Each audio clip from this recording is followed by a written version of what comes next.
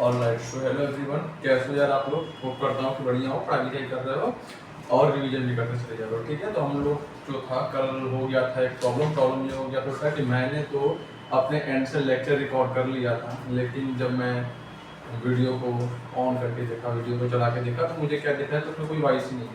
तो इस वजह से कल आप लोगों का लेक्चर नहीं आ पाया था, बट कोई होती है, प्रॉब्लम्स आती जाती रहती है, इतना बड़ा इशू नहीं है। ठीक है, पढ़ाई करते रहो।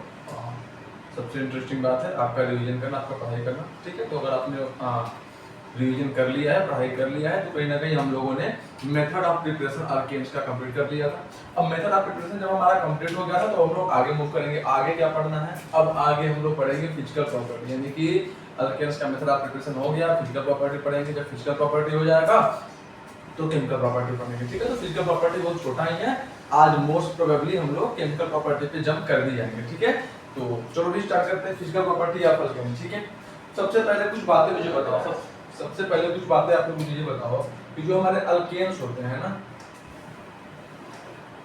जो हमारे अल्केन्स होते हैं, अल्केन्स के सारे बॉन्ड कैसे होते हैं? तो क्या बोल लोगे? एक स्ट्रक्चर बना लूंगा, जैसे CH3 sorry H H H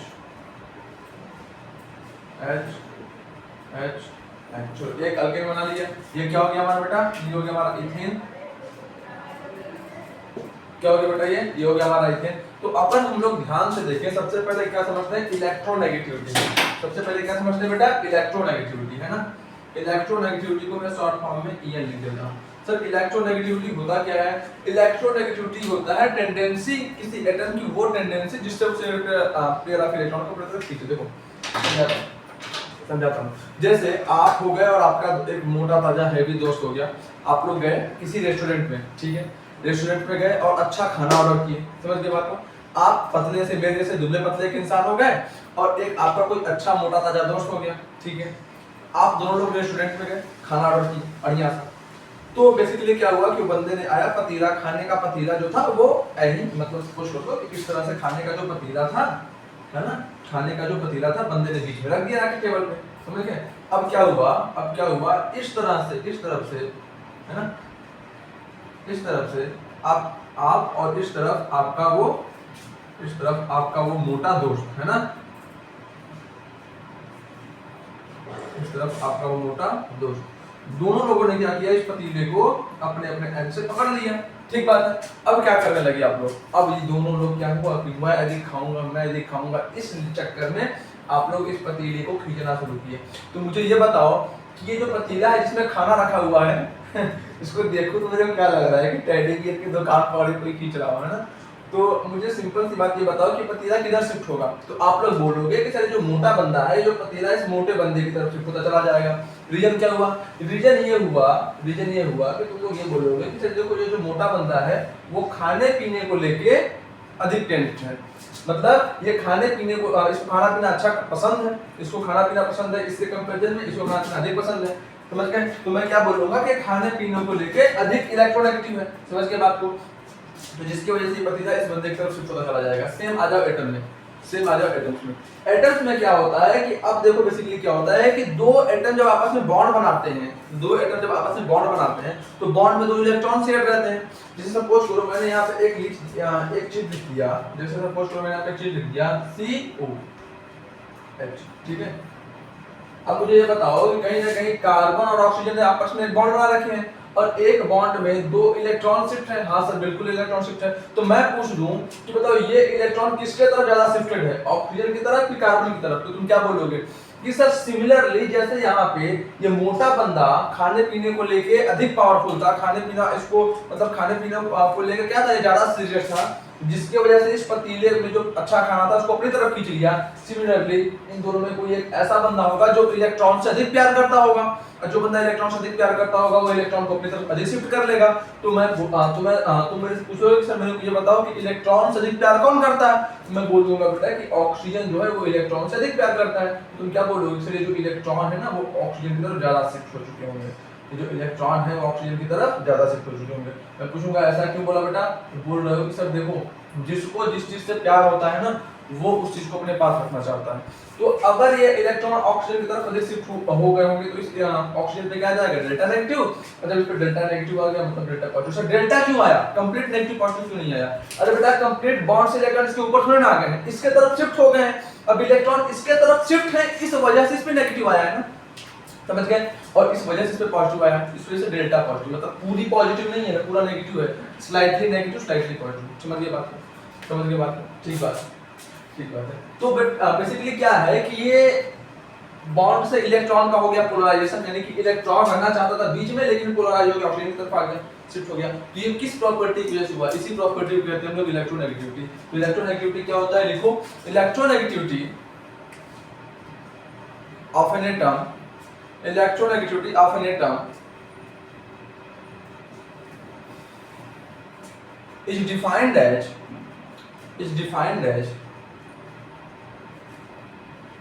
the tendency of the atom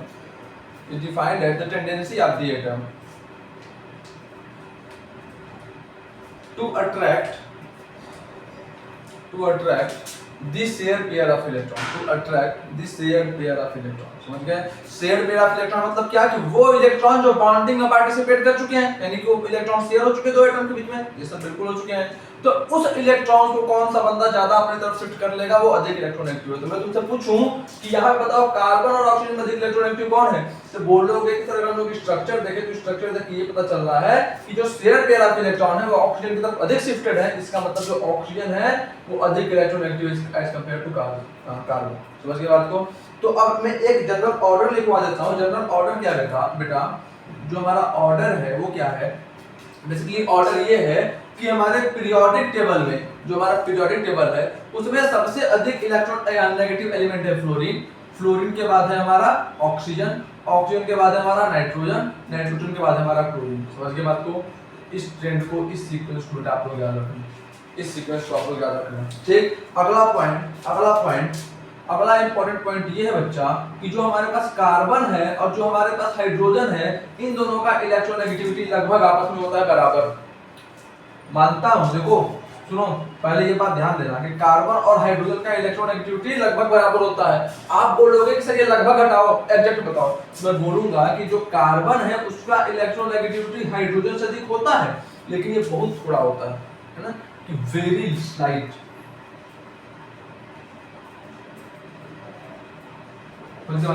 कि जो कार्बन है इसका इलेक्ट्रोनेगेटिविटी हाइड्रोजन से अधिक होता है लेकिन बहुत थोड़ा होता है। तो जब ये बंदा बहुत थोड़ा अधिक है, जब इस कार्बन की इलेक्ट्रोनेगेटिविटी हाइड्रोजन से बहुत थोड़ा अधिक, बहुत हल्का अधिक होता है ना, बहुत थोड़ा सा अधिक होता है, तो इस वजह से हम लोग मान लेते हैं कि कार्बन और हाइड्रोजन की इलेक्ट्रोनेगेटिविटी क्या है बेटा, आपस में बराबर है। तो क्या ये कॉन्सेप्ट आपको क्लियर हुआ? ये कॉन्सेप्ट आपको क्लियर हुआ? बोलो। ओहो, ये क्लोरीन लिखा हुआ है, अभी देखो। ठीक है, ठीक है। क्या ये कॉन्सेप्ट आपको क्लियर हुआ बेटा? ये कॉन्सेप्ट क्या आपको क्लियर हुआ?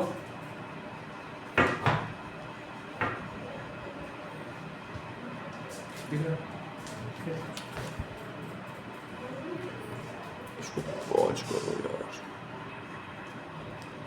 ठीक बेटा, समझ गए। तो आपको मैंने क्या बताया कि कार्बन और हाइड्रोजन की इलेक्ट्रोनेगेटिविटी लगभग आपस में होती है बराबर। ठीक है, अब देखो पीरियोडिक टेबल को देखें। एस ब्लॉक क्या होते हैं? मेटल्स होते हैं। एस ब्लॉक के एलिमेंट होते हैं मेटल, ठीक है। डी ब्लॉक के एलिमेंट जनरली क्या होता है? मेटल। तो आप एक बात हमेशा याद रखना कि जो मेटल्स होते हैं, है ना, जो हमारे मेटल्स होते हैं,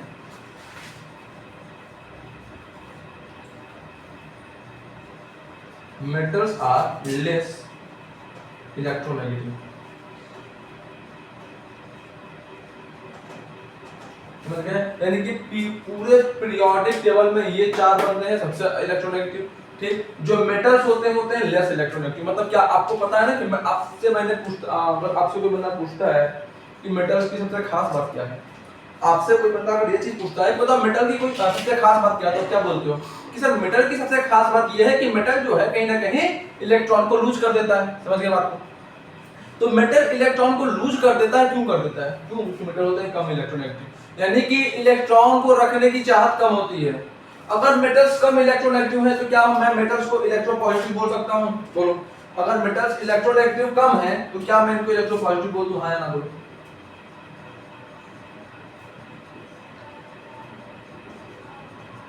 बोलो भाई, बोलो।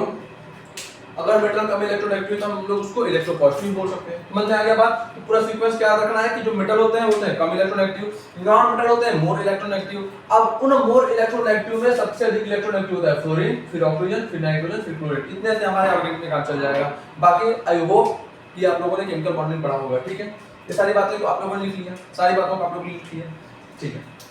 तो अब आगे देखते हैं, अब आगे देखते हैं। मिटा दूं सबको। इलेक्ट्रोनेगेटिविटी समझ गए आप लोग?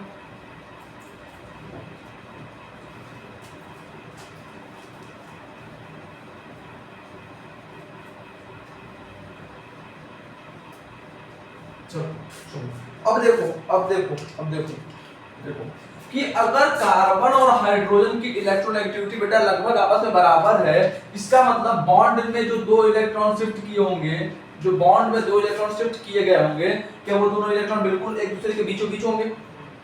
समझ गए बात को? अरे सपोज करो कि इस तरह से कार्बन है, इस तरह से हाइड्रोजन है ना, कार्बन और हाइड्रोजन आपस में बॉन्ड बना लिए हैं दो इलेक्ट्रॉन शिफ्ट करके। तो अगर इन दोनों की इलेक्ट्रोनेगेटिविटी बराबर है तो इसका मतलब ये जो दो इलेक्ट्रॉन शेयर किए हुए हैं, ये जो दो इलेक्ट्रॉन शेयर किए हुए हैं वो कार्बन और हाइड्रोजन के ऑर्बिटल्स में तो होंगे लेकिन बिल्कुल बीचों बीच होंगे, दोनों के ओवरलैपिंग के बिल्कुल बीचों बीच वाले डिस्टेंस पे होंगे। तो सही बात है, रीजन क्या है? क्योंकि जितना इलेक्ट्रॉन को ये खींच रहा है उतना ये खींच रहा है। समझ के बात कि अगर वहीं ये जो हमारा पतीला था, है ना, इधर आपका दोस्त था, इधर आप थे, है ना, दोनों पतीलों को खींच रहे हो, अगर दोनों की जैसे देखो, जैसा आपका दोस्त है वैसे ही आप हो, बिल्कुल फिक्स हो, है ना, सेम पावर के साथ, तो क्या ये पतीला बिल्कुल बीचों बीच रह जाएगा? सर बिल्कुल बीचों बीच रह जाएगा। सिमिलरली अगर इन दोनों की इलेक्ट्रोनेगेटिविटी बराबर है तो जो हमारा शेयर पेयर ऑफ इलेक्ट्रॉन है क्या बिल्कुल बीचों बीच होगा? सर बिल्कुल होगा, इसमें कोई डाउट नहीं सर, इसमें कोई डाउट नहीं है। तो क्या मैं ये बोल दूं कि क्योंकि कार्बन और हाइड्रोजन का इलेक्ट्रोनेगेटिविटी लगभग आपस में बराबर है, जिसके वजह से जो इलेक्ट्रॉन शेयर हुए हैं बॉन्डिंग में उनके अंदर कोई भी पोलराइजेशन नहीं होगा, है ना, कोई भी पोलराइजेशन नहीं होगा। तो मैं इस पॉइंट को लिखता हूं, बताना सही लिख रहा हूं कि नहीं। सिंस इलेक्ट्रोनेगेटिविटी डिफरेंस या फिर electronegativity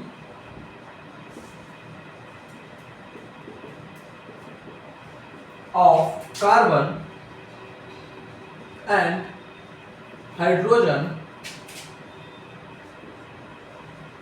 is approximately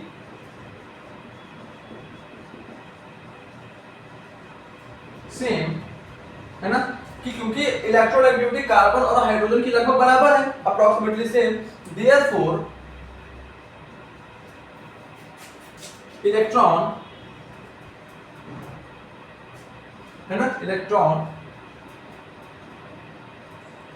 presents in the bond between carbon and hydrogen do not get polarised.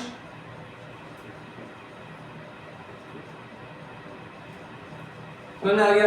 Polarise मतलब खींचे नहीं गए, जहां पे थे वो बीचों बीच रह गए। समझ गए बात को? क्योंकि ये कार्बन और हाइड्रोजन की इलेक्ट्रोनेगेटिविटी बराबर है, इसका मतलब इलेक्ट्रॉन बीचों बीच रह गए, बॉन्ड में बीचों बीच पोजीशन पे रह गए, न इसके तरफ शिफ्ट हुआ न इसके तरफ शिफ्ट हुआ। समझ गए? तो अगर इलेक्ट्रॉन पोलराइज नहीं हुआ, इसका मतलब क्या हुआ? इसका मतलब क्या मैं ये बात कह दूं कि the bonds between carbon and hydrogen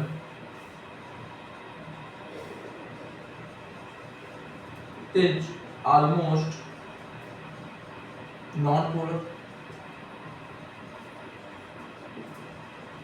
समझ में आया बात? तो क्या मैं ये बात बोल सकता हूं कि अगर इलेक्ट्रॉन्स में शिफ्टिंग नहीं हुई, पोलराइजेशन नहीं हुआ, इसका मतलब इलेक्ट्रॉन बॉन्ड के बीचों बीच है। तो क्या अगर इलेक्ट्रॉन बॉन्ड के बीचों बीच है यानी कि इस पे भी अगर मैं इस पे चार्ज लिखना चाहूं तो बोलोगे सर इस पे डेल्टा 0 चार्ज होगा, इस पे भी डेल्टा 0 चार्ज होगा। समझ आया? यानी कि पोल्स क्रिएट हुए क्या सर? पोल्स क्रिएट नहीं हुए, इसका मतलब बॉन्ड क्या हो गया? Non polar. ठीक है, ठीक है, ठीक है। तो अगला पॉइंट, अगला point, in alkanes all bonds are almost non-polar in nature। में आ गया। तो अल्केन्स के जो बॉन्ड्स होते हैं बेटा ऑलमोस्ट क्या होते हैं? नॉन पोलर नेचर के होते हैं। क्यों? देखो इनकी इलेक्ट्रोनेगेटिविटी लगभग आपस में बराबर है, इनकी बराबर है, तो बॉन्ड यहाँ पे भी बीच में रह गए, यहाँ पे भी बीच में रह गए, है ना? यहाँ पे भी इलेक्ट्रॉन बीच में रह गए, यहाँ पे भी इलेक्ट्रॉन बीच में ही रह गए, यहाँ पर भी इलेक्ट्रॉन बीच में ही रह गए, यहाँ पर भी बीच में ही रह गए। इसका मतलब क्या समझ पा रहे हो? इसका मतलब क्या आपको ये बातें समझ में आ रही हैं कि अल्केन्स जो है उनमें सारे इलेक्ट्रॉन्स बिल्कुल दो एटम के बीचों बीच होते हैं, जिसकी वजह से कोई भी पोलराइजेशन होता नहीं है। अब जब पोलराइजेशन नहीं हुआ तो जो उनके बीच का बॉन्ड होगा वो किस नेचर का होगा? बोलोगे कि सब नॉन पोलर नेचर का हो गया, है ना? ये सारे बॉन्ड्स क्या हो गए? नॉन पोलर नेचर के हो गए। ठीक बात है, समझ में आ गई बात? तो अगर बेटा ये सारे बॉन्ड्स नॉन पोलर नेचर के हैं तो क्या आपने केमिकल बॉन्डिंग में ये कॉन्सेप्ट पढ़ा है? एक कॉन्सेप्ट पढ़ा है? चलो मैं इसको लिखवा देता हूं। इतने पॉइंट्स पहले लिख लो, आप पहले इतने पॉइंट्स को लिखो।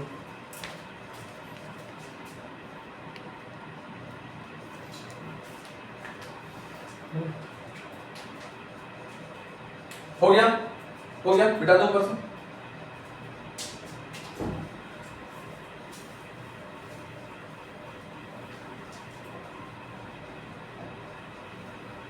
ठीक, पॉइंट लिखो। पॉइंट क्या है? पॉइंट क्या है? पॉइंट ये है, लंदन फोर्स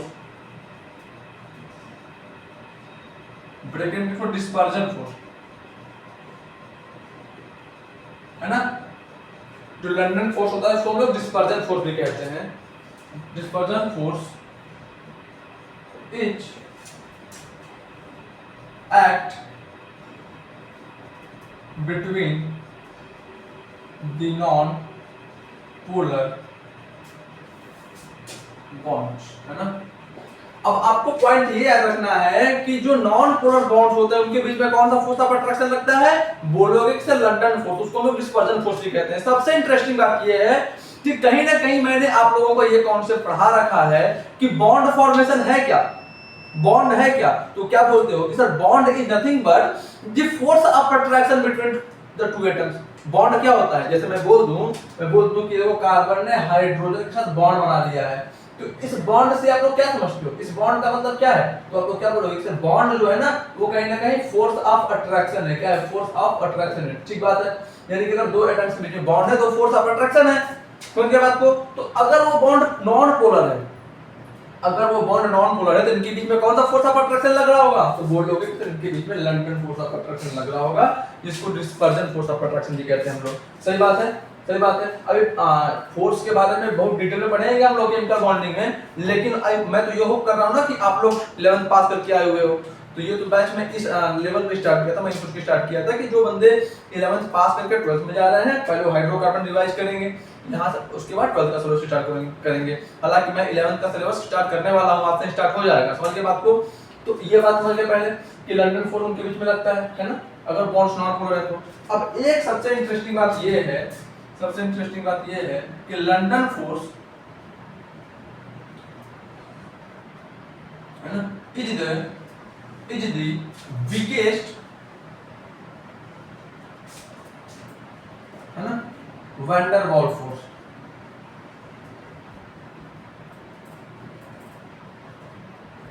बेटा जो लंदन फोर्स होता है ना वो क्या होता है? One of the weakest van der Waals force होता है। ठीक है, तो लंदन फोर्स जो है उसका नेचर क्या है? वीक है। समझ गए बात को? ये एक वीक फोर्स है। लंदन फोर्स कैसा फोर्स है? तो बोलोगे कि सर लंदन फोर्स एक हमारा वीक फोर्स है। अच्छा अच्छा, ठीक है, ठीक है, कोई दिक्कत नहीं। अगला पॉइंट ये लिख लेना, अगला पॉइंट ये लिख लेना,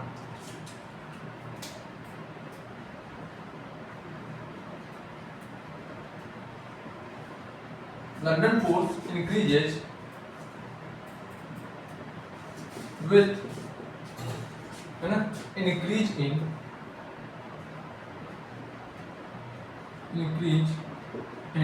molar mass। समझ गए बात को? यानी कि जैसे जैसे किसी एटम का मोलर मास बढ़ता चला जाएगा वैसे वैसे लंदन फोर्स भी बढ़ता चला जाएगा। समझ गए बात? लिखते रहो साथ साथ, लिखते रहो, बहुत आसान सी बातें चल रही है। क्या यहां तक के सारे पॉइंट क्लियर हो गए? कि यहां तक के सारे पॉइंट क्लियर हो गए? ठीक, तो अब आता हूं काम की बात पे, अब आता हूं काम की बात पे। Since alkanes has almost all non-polar bonds, इसका मतलब अल्केन्स के ऑलमोस्ट सभी बॉन्ड क्या होते हैं? नॉन पोलर होते हैं, है ना? नॉन पोलर इन नेचर लिख देता हूं, नॉन पोलर इन नेचर। ठीक है, तो अब मेरे को ये बात बताओ कि इनके बीच में कौन सा फोर्स लगेगा? therefore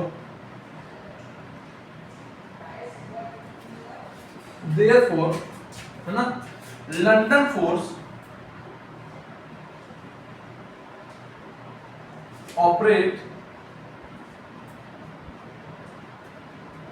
between alkane. इसका मतलब अल्केन के बीच में कौन सा फोर्स लग रहा है बेटा? लंदन फोर्स लग रहा है। ये बात तो क्लियर हो गया। और लंदन फोर्स क्या है? विच इज वीकेस्ट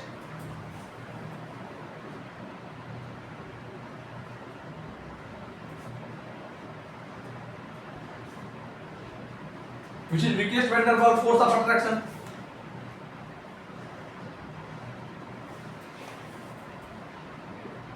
ठीक है, ठीक है, समझ गए बात को? तो अगर अल्केन के सारे बॉन्ड नॉन पोलर है, उसके बीच में weak van der Waals force लग रहा है, उसका नाम है लंदन फोर्स। तो क्या अल्केन का मेल्टिंग पॉइंट, बॉइलिंग पॉइंट अधिक होगा कि कम होगा? मुझे बताओ।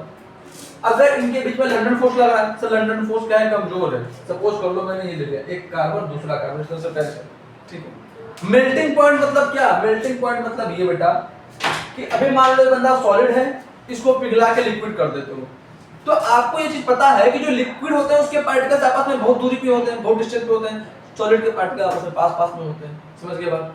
समझ गए बात? तो मुझे अब ये बात बताओ, मुझे अब ये बात बताओ, सिंपल सी ये बात बताओ कि अब मैं क्या चाहता हूं, अगर ये सॉलिड है मैं इसको लिक्विड करना चाहता हूं, मतलब इस दोनों पार्टिकल को दूर दूर करना चाहता हूं, तो हमारे लिए मुश्किल होगा कि आसान होगा? तो बोलोगे कि सर इनके बीच में लग रहा है London force, London force one of the weakest force है, इसका मतलब इनको कहीं ना कहीं अल्केन्स को, इनके अल्केन्स के पार्टिकल्स को आपस में दूर दूर करना होगा आसान। अल्केन्स के पार्टिकल्स को आपस में दूर दूर करना होगा आसान। मैं बोलूंगा बहुत अच्छी बात है, मैं बोलूंगा बहुत अच्छी बात है। तो क्या मैं ये पॉइंट लिख दूं? क्या मैं ये पॉइंट लिख दूं? Therefore मेल्टिंग पॉइंट को मैं शॉर्ट फॉर्म में लिखता हूं MP, एंड बॉइलिंग पॉइंट को मैं शॉर्ट फॉर्म में लिखता हूं BP ऑफ अल्केन्स आर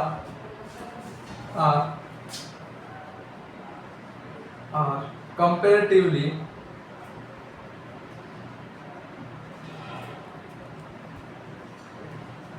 लो, है ना? इसका मतलब क्या मैं बात नहीं लिख सकता कि मेल्टिंग पॉइंट और बॉइलिंग पॉइंट किसका बेटा? अल्केन्स का कंपैरेटिवली लो होते हैं। समझ में आया? समझ में आया? रीजन क्यों? तुमसे कोई पूछ लिया कि रीजन बताओ कि मेल्टिंग पॉइंट और बॉइलिंग पॉइंट अल्केन्स का कम क्यों होता है, तो क्या आप उसको ये सारी बातें एक्सप्लेन कर दोगे? क्योंकि उसके बीच में लग रहा होता है लंदन फोर्स, और लंदन फोर्स क्या होता है? Weakest van der Waals force होता है। इसके मतलब पार्टिकल्स को दूर दूर करना आसान हो गया। सॉलिड के पार्टिकल आपस में सबसे पास होते हैं, लिक्विड के थोड़े दूर होते हैं, गैसेस के बहुत दूर होते हैं। यानी कि अल्केन्स को हम लोग को लिक्विड में कन्वर्ट करना हुआ, तुमको हमारे लिए आसानी होगी कि नहीं? सर बिल्कुल आसानी होगी। समझ में आया? ये सारे पॉइंट्स लिख लो, जल्दी मैं स्टार्ट हो जाता हूं। आगे चलो,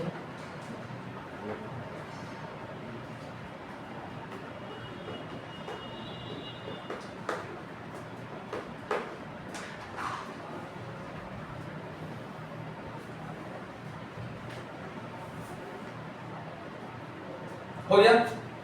मिटाऊं?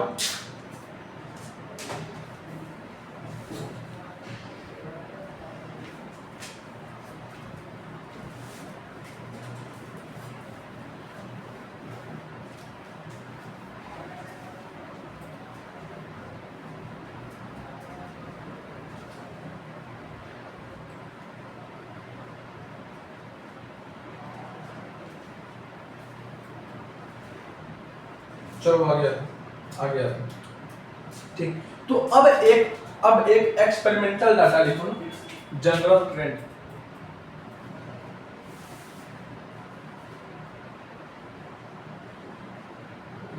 और ये कहां से पता चला है सर? एक्सपेरिमेंट से।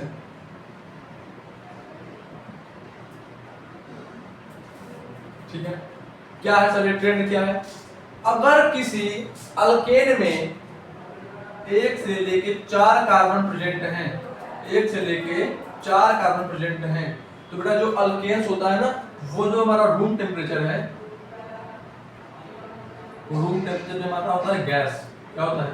गैस फॉर्म में मिलता है। ठीक, और अगर उसके अंदर 4 कार्बन से लेके 5 कार्बन से लेके 17 कार्बन प्रेजेंट हैं, तो वो रूम टेम्परेचर पे होता है हमारा लिक्विड। ठीक है, समझ गए बात को? और अगर उसके पास 17 कार्बन से अधिक है, 18 कार्बन ऑनवर्ड्स, वो क्या हो जाता है बेटा? सॉलिड। क्या हो जाता है? सॉलिड। क्या ये बात क्लियर है? अब देखो सर, ऐसा ये देखो बातें तो एक्सपेरिमेंट से निकल के आई, लेकिन अब इसके लिए एक्सप्लेनेशन क्या दिया गया? अभी देखो, अभी तुम्हारे कॉपी में मैंने लिखवाया कि जो लंदन फोर्स है वो मोलर मास के बढ़ने से बढ़ जाता है, लिखवाया ना? तो तुम मुझे एक सिंपल सी ये बात बताओ कि क्या मोलर मास, अल्केन्स का जो मोलर मास है वो इंक्रीज इन कार्बन नंबर से नहीं बढ़ेगा क्या? अगर कार्बन नंबर को बढ़ाएंगे हम लोग, अगर हम लोग कार्बन नंबर को बढ़ाएंगे, molar mass increases with increase in carbon number.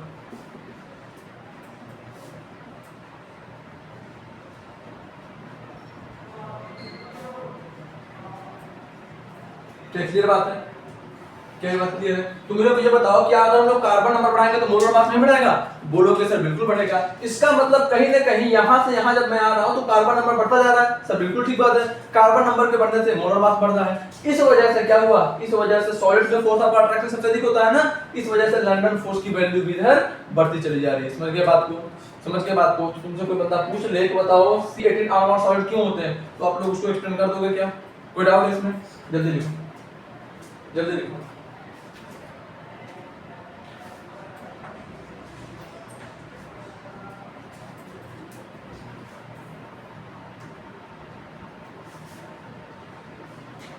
हो गया? हो गया? चलो,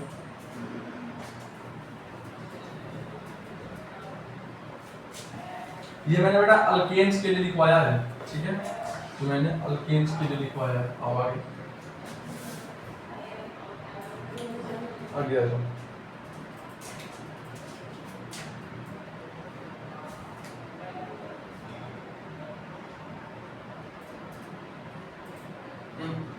आगे आगे क्या बताना चाह रहा हूँ? आगे क्या बताना चाह रहा हूँ? चलो सबसे पहले हम देख लेते हैं डेंसिटी, है ना? डेंसिटी ऑफ अल्केन, हेडिंग और डेंसिटी ऑफ अल्केन।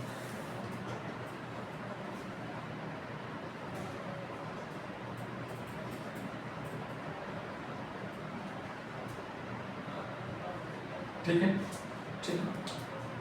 और देखते हैं डेंसिटी का फार्मूला क्या होता है? डेंसिटी जो है, डेंसिटी का फार्मूला क्या होता है? क्या density equal to mass by volume यही होता है?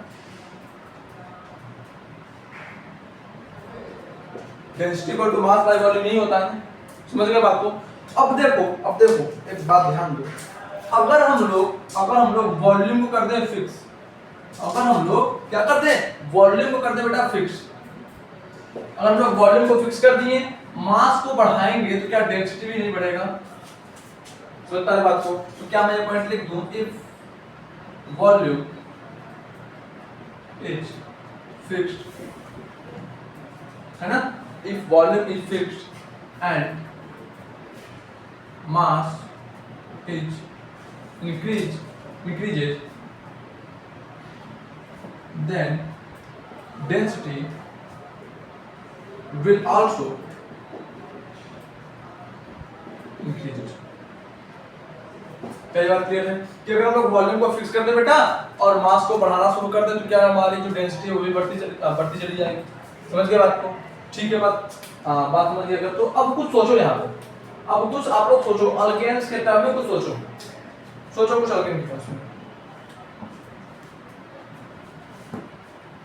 सोच लिया? अब मैं बताता हूँ बेटा। बात ये है कि अगर हम लोग अल्केन्स में नंबर ऑफ कार्बन को बढ़ाते चले जाएं, अगर हम लोग नंबर ऑफ कार्बन्स को अल्केन्स में बढ़ाते चले जाए तो क्या आप ये बात बोलोगे कि अल्केन की डेंसिटी भी बढ़ती चली जाएगी? चलो मैंने क्या किया, जो हमारा अल्केन है, जो हमारा अल्केन है उसमें कार्बन नंबर को बढ़ा दिया, तो एक बंदा होगा जो बोल देगा कि सर डेंसिटी जो है वो बढ़ जाएगी, दूसरा बंदा बोलेगा कि सर रुक जाओ एक मिनट, बोलेगा सर रुक जाओ एक मिनट, मैं पूछूंगा क्यों रुक जाओ बेटा, तो बोलेगा वो कि सर ठीक है, मान लिया कि अल्केन में कार्बन नंबर बढ़ने की वजह से जो हमारा मास है वो बढ़ गया, ठीक है, लेकिन एक प्रॉब्लम है सर, वॉल्यूम जो है वो भी तो बढ़ेगा, तो आप इतना आसानी से कैसे बोल दे रहे हो कि अगर अल्केन में नंबर ऑफ कार्बन को बढ़ाते हैं हम लोग तो डेंसिटी बढ़ जाएगी?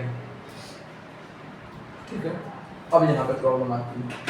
प्रॉब्लम ये है बेटा कि उस सेकंड वाले बच्चे ने सोचा बिल्कुल ठीक है कि सर वॉल्यूम भी बढ़ना चाहिए, बट ऐसा होता नहीं, क्योंकि रीजन क्या, कार्बन के साइज थोड़े से छोटे होते हैं, तो कार्बन नंबर बढ़ने से अल्केन्स में जैसे जैसे हम लोग कार्बन नंबर बढ़ाते चले गए, वॉल्यूम में उतना सिग्निफिकेंट चेंज दिखा नहीं। जब वॉल्यूम में उतना सिग्निफिकेंट चेंज नहीं दिखा तो हम लोग क्या मान लेते हैं कि जो हमारा वॉल्यूम है वो अप्रोक्सीमेट कांस्टेंट है, उसको लगभग बराबर मान लेते हैं हर जगह, समझ गए? तो अगर अब वॉल्यूम कांस्टेंट हुआ तो मेरे को बताओ डेंसिटी बढ़ेगी कि नहीं, तो बोलोगे सर बिल्कुल बढ़ेगी, ठीक है। तो मैं इस पॉइंट को लिख देता हूं यहाँ पे, इस पॉइंट को मैं यहाँ पे लिख देता हूं, है ना। वो पॉइंट क्या है, डेंसिटी, क्या point, density of alkanes increases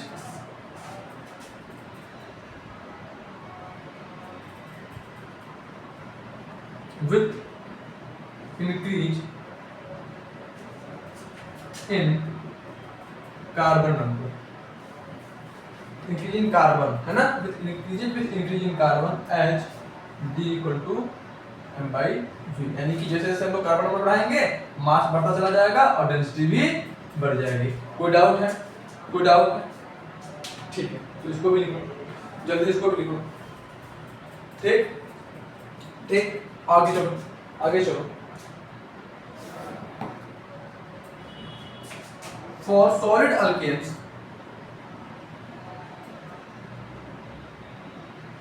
है ना, density become constant,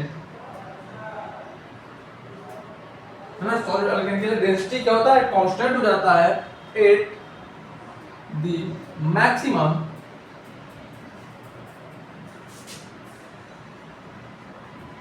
value of 0.76 ग्राम पर ml। समझ गए बात को? समझ में आ गया बात कि जो सॉलिड अल्केन्स होते हैं उनकी डेंसिटी लगभग आपस में हो जाती है बराबर, और उसकी मैक्सिमम वैल्यू क्या होती है, 0.76 ग्राम पर ml। समझ गए? कोई डाउट?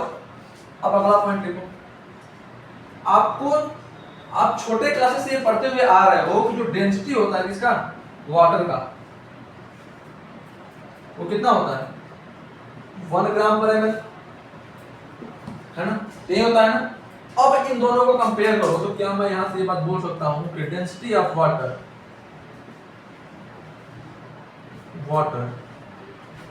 ये क्या होता है, greater than density of alkanes, यानी कि जो वाटर का डेंसिटी है वो अल्केन की डेंसिटी से अधिक है। समझ पा रहे बात को? यहाँ पे देखो, समझ पा रहे बात को, वाटर की डेंसिटी अल्केन की डेंसिटी से अधिक है, हाँ तो बिल्कुल अधिक है। तो क्या मैं अगला पॉइंट ये नहीं बोल सकता कि alkanes are lighter than water? क्या बात क्लियर है? क्या हम लोग ये बात नहीं बोल सकते हैं कि जो हमारे अल्केन्स हैं वो वाटर से हल्के होते हैं? इसका मतलब अगर अल्केन्स को हम लोग वाटर पे डाल दें तो अल्केन्स वाटर के सरफेस पे फ्लोट करने लगेंगे। क्या कुछ प्रॉब्लम यहाँ पे, कोई समस्या? आई होप कि ये सारी बातें अच्छे समझ में आ रही होंगी, बेसिक है, बहुत इजी चीजें हैं, जल्दी से लिख लो, है ना, जल्दी लिख लो।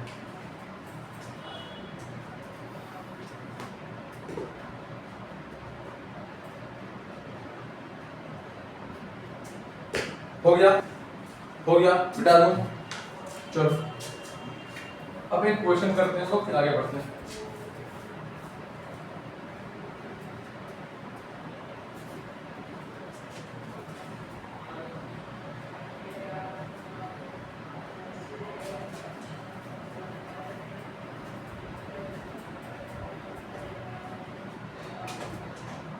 ठीक है, क्वेश्चन क्या है?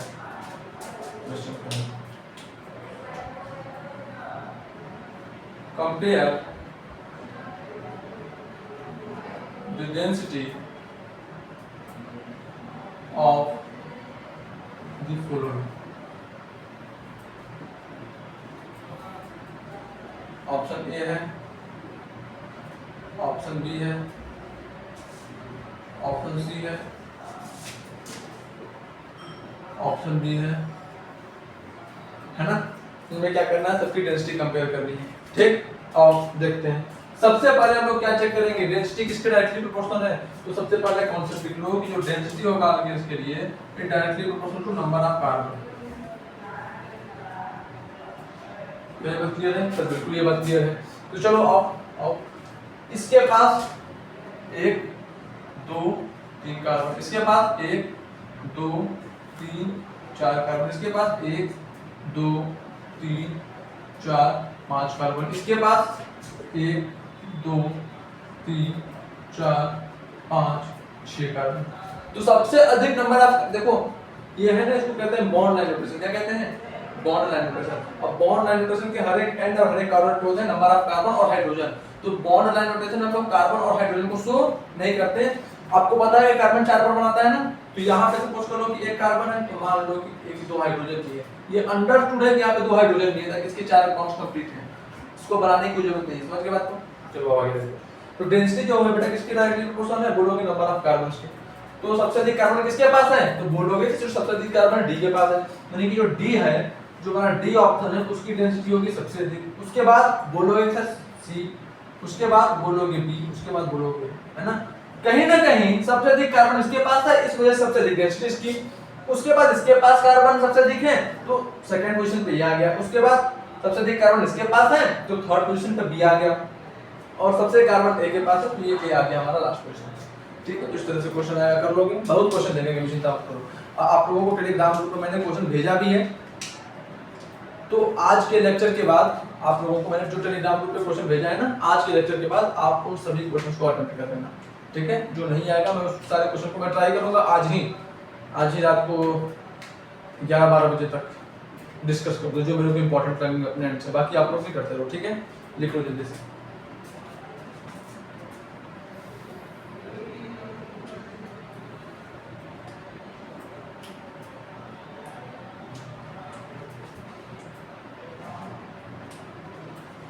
हो गया?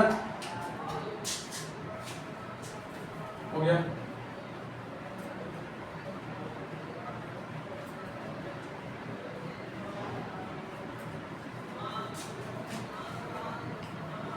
चलो अगला है बेटा सॉल्युबिलिटी। क्या डालो? सॉल्युबिलिटी ऑफ अल्केन्स, है ना?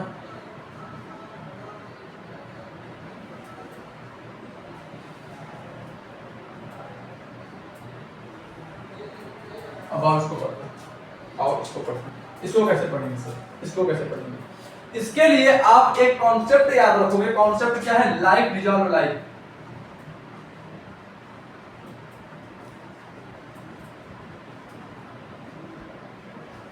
समझ में आया?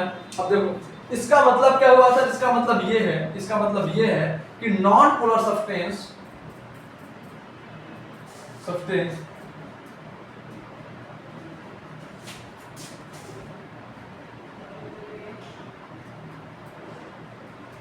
are dissolved in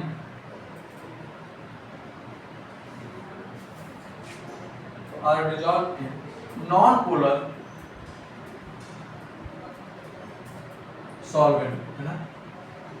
लेकिन नॉन पोलर सब्सटेंस जो है बेटा वो नॉन पोलर सॉल्वेंट में डिसॉल्व होंगे एंड पोलर सब्सटेंस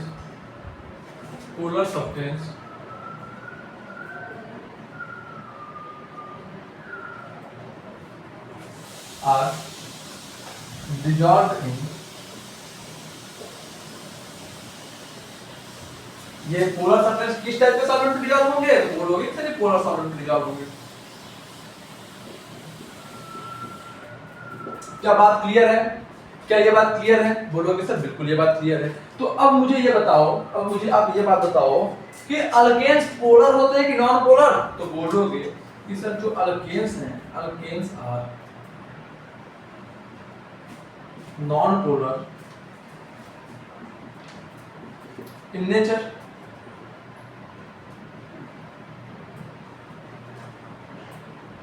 है ना, अल्केन्स क्या होते हैं बेटा, नॉन पोलर नेचर में होते हैं। इसका मतलब हेंस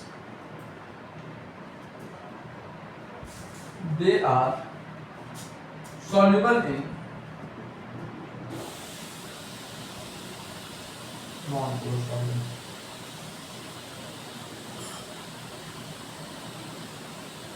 समझ आ गया बात? अल्केन का नेचर कैसा है? तो अब बोलोगे कि सर अल्केन का नेचर है नॉन पोलर, तो नॉन पोलर सब्सटेंस किसमें डिसॉल्व होते हैं? नॉन पोलर में। अब पोलर सब्सटेंस किसमें डिसॉल्व होंगे? पोलर में। एग्जांपल देख लो, NaCl क्या है? Non polar, sorry polar. NaCl कैसा है? पोलर। कैसे? Na+Cl नेगेटिव, फोर्स ठीक है ना, तो पोलर है, ठीक है। तो NaCl किसमें डिसॉल्व होता है? क्या NaCl जो हमारा नमक है वो किसी ऑयल में डिसॉल्व हो जाता है क्या? होता है क्या? सर नहीं होता। पानी में सर बिल्कुल हो जाता है। इसका मतलब क्या?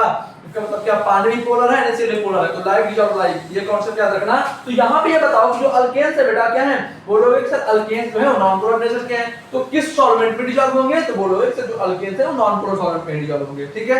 अब मैं दो तीन एग्जांपल बता देता हूं, दो तीन एग्जांपल बता देता हूं,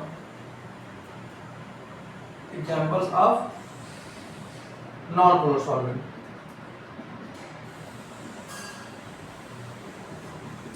जैसे इसका पहला एग्जांपल क्या होगा बेटा? CCl4, carbon tetrachloride. दूसरा एग्जांपल क्या हो गया? क्या बता दो दूसरा एग्जांपल? बेंजीन, है ना। CCl4 हो गया, बेंजीन हो गया, पेट्रोल हो गया, है ना, एक्सेट्रा एक्सेट्रा। लिख लो जल्दी से, लिख लो जल्दी से।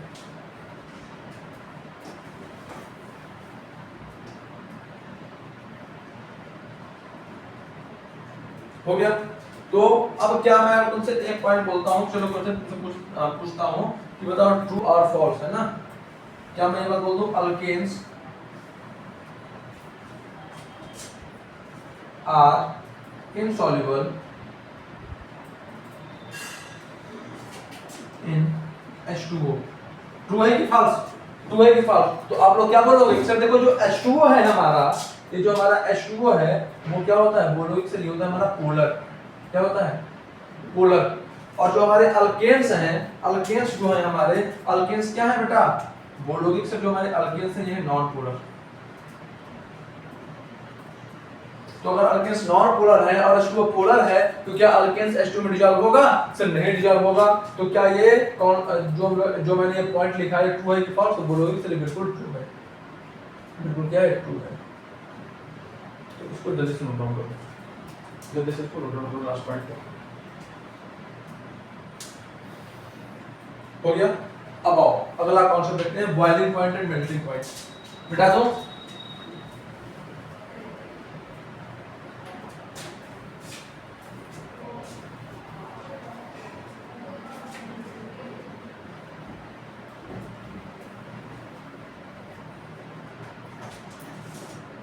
अगला पॉइंट हम देखते हैं, boiling point and melting point, है ना। हेडिंग डालो, बॉइलिंग पॉइंट मतलब BP एंड मेल्टिंग पॉइंट मतलब MP, इसका ऑफ अल्केन्स,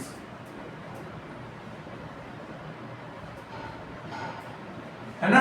और देखते हैं अब मैंने आपको क्या बताया था, कि लंदन फोर्स जैसे जैसे मोलर मास बढ़ता है वैसे वैसे लंदन फोर्स बढ़ता है। तो अगर लंदन फोर्स मोलर मास के बढ़ने की वजह से इंक्रीज हो रहा है, इसका मतलब अगर नंबर ऑफ कार्बन बढ़ाते हैं हम लोग तो मोलर मास भी बढ़ गया, लंदन फोर्स भी बढ़ गया। तो किसी अल्केन में जितने नंबर ऑफ कार्बन एटम्स होंगे उतना उसका बॉइलिंग पॉइंट होगा। समझ आ रहा बात को? तो क्या मैं ये बात यहाँ पे डायरेक्ट लिख दूं कि जो हमारा बॉइलिंग पॉइंट है, वो डायरेक्टली प्रोपोर्शनल किसके है? Number of carbon atoms present in alkenes, है ना। कि अल्केन्स में जितने अधिक number of carbon atom present होंगे उतना उसका क्या होगा बेटा? उतना उसका होगा boiling point. Same melting points के लिए भी सेम ट्रेंड, जो हमारा मेल्टिंग पॉइंट है वो भी क्या होगा? वो भी डायरेक्टली प्रोपोर्शनल होगा किसके? नंबर ऑफ कार्बन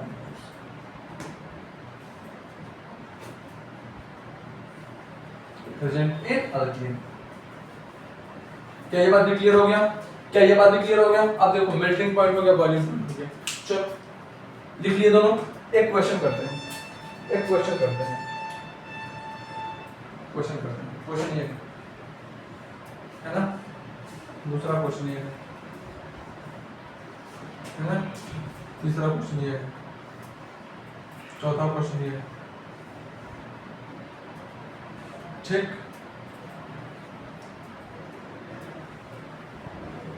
तो आपको क्या करना है, सबका बॉइलिंग पॉइंट और मेल्टिंग पॉइंट कंपेयर करना है। इन सब में क्या करना है, बॉइलिंग पॉइंट और मेल्टिंग पॉइंट कंपेयर करना है। तो आप क्या करोगे, आप बोलोगे कि देखो सर इसके पास है एक कार्बन, दो कार्बन, तीन कार्बन, चार कार्बन। इसके पास है एक कार्बन, दो कार्बन, तीन कार्बन, चार कार्बन, पांच कार्बन। इसके पास है 1 2 3 कार्बन। इसके पास है 1 2 3 4 5 6। इसके पास है 6 कार्बन। तो आप मेरे को बोलोगे कि जो बॉइलिंग पॉइंट है और जो मेल्टिंग पॉइंट है वो डायरेक्टली प्रोपोर्शनल होता है नंबर ऑफ कार्बन एटम्स के। यानी कि सबसे अधिक नंबर ऑफ कार्बन एटम इसके पास है, तो जो हमारा बॉइलिंग पॉइंट और मेल्टिंग पॉइंट का ऑर्डर हो गया वो डी का हो गया सबसे अधिक। डी के बाद किसका होगा, तो बोलोगे कि सर इसको देखो इसके पास है 5 कार्बन, तो डी के बाद आ जाएगा बी, यानी कि इसका सेकंड नंबर पे आ जाएगा। उसके बाद इसको बोल दोगे कि सर देखो यहाँ पे 3 कार्बन है, यानी इसका तो होगा सबसे कम, इसके पास 4 कार्बन है, तो उसके बाद आ जाएगा हमारा ए और उसके बाद आ जाएगा हमारा सी। तो ये हमारे बॉइलिंग पॉइंट और मेल्टिंग पॉइंट का ऑर्डर आ गया। ठीक है, ठीक है, इसको नोट करो, इसको नोट करो। हो गया, हो गया, चलो मिटा दो।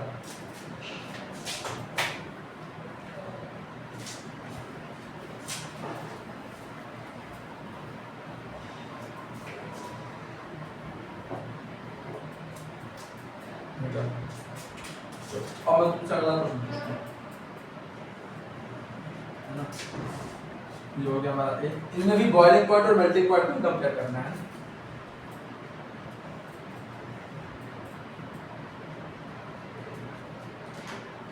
ये हो गया बी,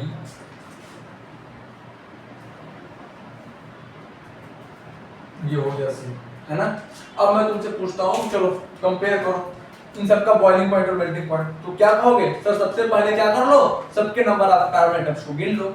इसके पास एक कार्बन, इसके पास दो कार्बन, इसके पास तीन कार्बन, इसके पास चार कार्बन। इसके पास एक कार्बन, दो कार्बन, तीन कार्बन, चार कार्बन, पांच कार्बन। इसके पास एक कार्बन, दो कार्बन, तीन कार्बन, चार कार्बन। एक कार्बन यहाँ पे भी तो होगा, तो बोलोगे बिल्कुल यहाँ पर भी एक कार्बन होगा, यानी इसके पास भी 5 कार्बन हो गए, है ना?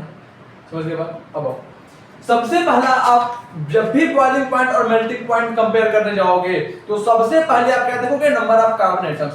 तो नंबर ऑफ कार्बन एटम इसके पास 5 है, इसके पास 5 है। इसका मतलब इन दोनों का जो हमारा बॉइलिंग पॉइंट है और मेल्टिंग पॉइंट है वो इससे तो अधिक होगा, यानी कि इसका जो हमारा मेल्टिंग पॉइंट और बॉइलिंग पॉइंट है वो होगा सबसे कम। तो ए ऑप्शन को मैंने धकेल दिया सबसे लास्ट में, ए ऑप्शन को मैंने धकेल दिया सबसे लास्ट में, क्यों? इसका सबसे कम होगा।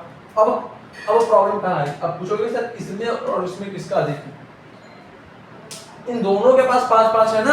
अब यहाँ पे प्रॉब्लम आ गई कि अब इसके पास अधिक है नंबर, इसका बॉइलिंग पॉइंट मेल्टिंग पॉइंट अधिक होगा, किसका होगा? तो अब कॉन्सेप्ट लिखो, अब कॉन्सेप्ट लिखो। कॉन्सेप्ट क्या है? कॉन्सेप्ट क्या है? कॉन्सेप्ट ये है, if number of carbon atoms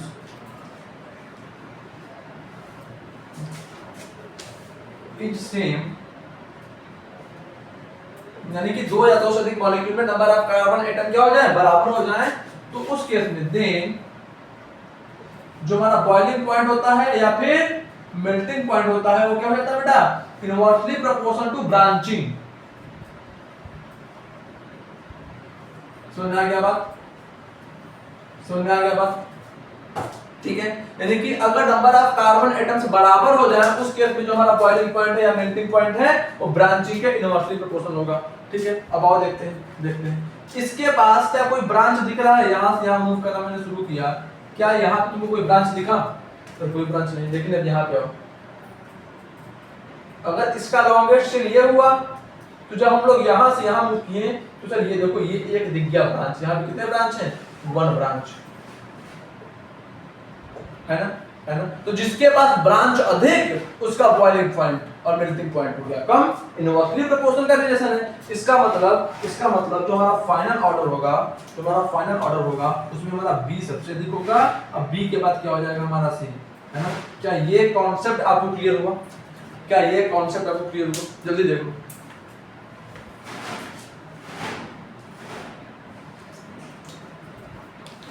ठीक है बेटा, हो गया।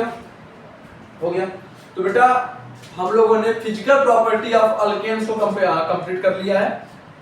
अल्केन्स में इतने फिजिकल प्रॉपर्टी थे। अब आप अल्केन्स के सारे क्वेश्चन सॉल्व कर सकते हो केमिकल रिएक्टिविटी को छोड़ के। आज ही रात 9 बजे से पहले मैं अल्केन्स के केमिकल रिएक्शन का एक और लेक्चर दूंगा, समझ में आया? रात 9 बजे से पहले, और उसमें पूरा अल्केन्स का केमिकल रिएक्शन भी कंप्लीट हो चुका होगा।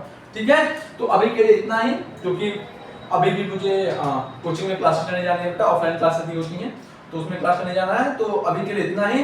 होप करता हूं कि सारी बातें समझ में आ गई होंगी, आसान थी, क्लियर थी। अब जितने क्वेश्चंस हैं मेथड ऑफ प्रिपरेशन और इससे फिजिकल प्रॉपर्टीज रिलेटेड, आप उन सबको सॉल्व करो। ठीक है, तब तक के लिए ओके बाय।